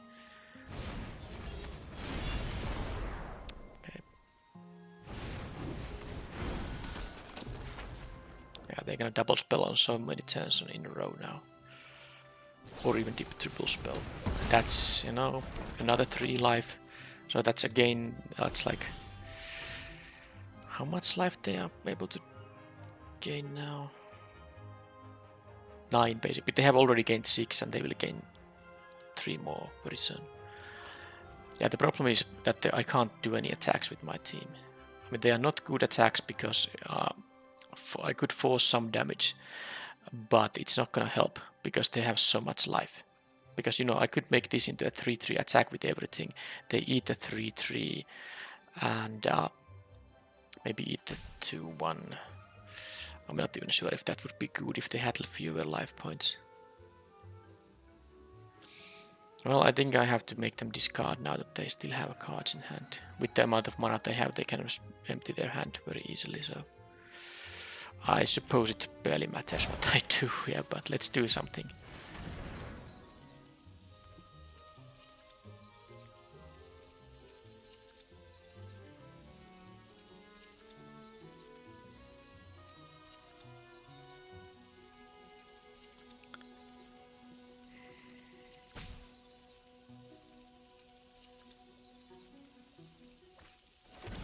Okay, well, they did get rid of the Restless Cottage, which would have been a super annoying thing, but that also means that the final card in their hand is gonna be even better, which I don't like at all. 19 cards, so no, they're not gonna deck out here. I need the removal on the negotiator, and then, I mean, I guess I need my tapper for the big things. I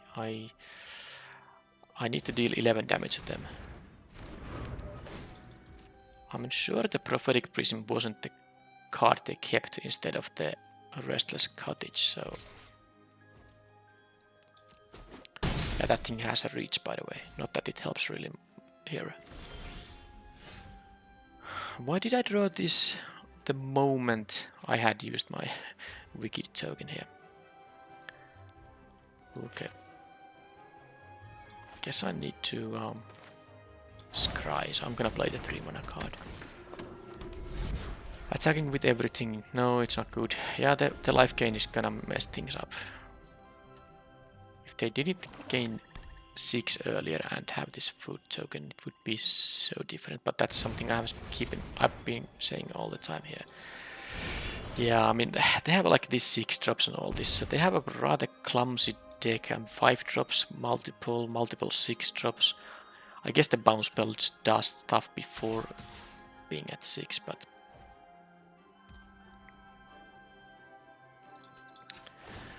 yeah, game is over. I mean, I don't want to be so defeated here, but I really don't know. What can I see here that makes me think I can win? That's not gonna do it. I mean, they are 10 life. Because they can crack this food token at any time. And this is lethal attack, I need to at least jump block here. I guess I'll just don't have any of that. And do like do this.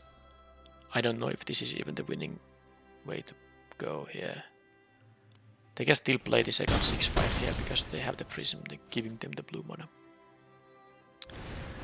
Yep, the second negotiation, that was really bad.